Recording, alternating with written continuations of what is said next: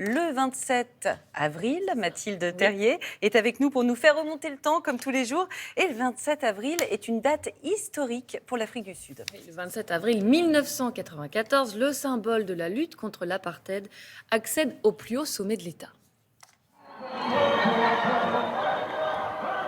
Nelson Mandela était sorti de prison le poing levé. Il devient président sur un pas de danse. Tout un symbole pour une transition en douceur et le début d'une nuit magique. Nelson Mandela est élu avec 62% des voix. Il devient le premier président noir du pays. Alors, je ne sais pas si vous vous souvenez de ces images, mais en tout cas, l'émotion était immense sur toute la planète.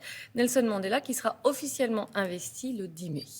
On reste dans le domaine de la danse. Bah oui, on est dans Nelson Mandela à faire des petits pas de danse. Avec le 27 avril 1966 et un concert à l'Olympia. Oui, ce jour-là, Antoine, le chanteur à chemise à fleurs, ma mère m'a dit Antoine va te faire couper les cheveux. Voilà, interpréter son tube sur scène, quand tout à coup, une fan monte sur scène.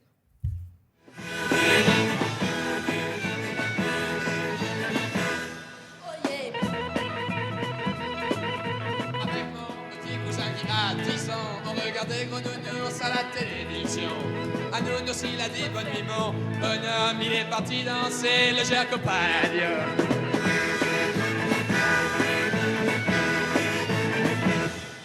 Oh yeah.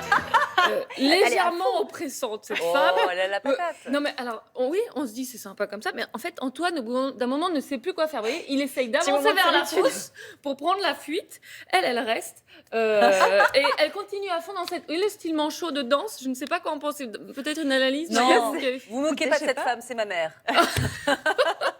Elle a l'air d'apprécier. Elle est restée toute la chanson.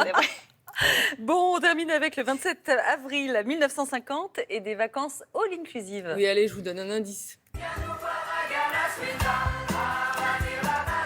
Ah oui. Voilà, vous avez la Corée, Julia, effectivement les bronzés, mais surtout le Club Med. Vous êtes déjà allé au Club Med ? Parfois. Oui, parfois. Maya ? Oui. Ah bah dis donc, moi non. Eh bien, c'est le 27 avril 1950 qu'ouvre le tout premier site dont vous voyez ici les images. Nous sommes à Palma de Majorque. À l'époque, c'est assez rudimentaire, vous allez le voir, mais c'est le début des séjours en village vacances, un peu comme une colo. D'abord, je tiens à me présenter. Je suis le chef de village à bord de ce bateau et je m'appelle René.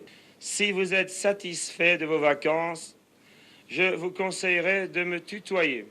Si vous êtes mécontent, eh bien, vous voyez, c'est très intéressant pour moi et pour mes statistiques.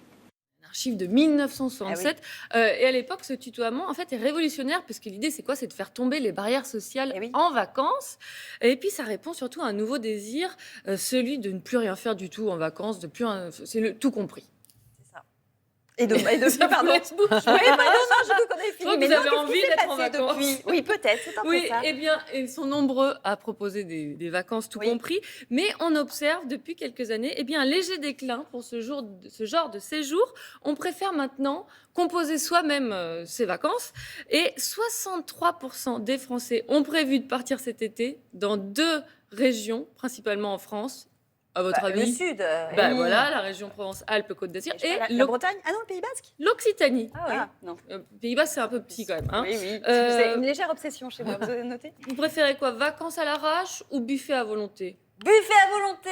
Ça m'étonne pas du tout. Allez, publicité à volonté.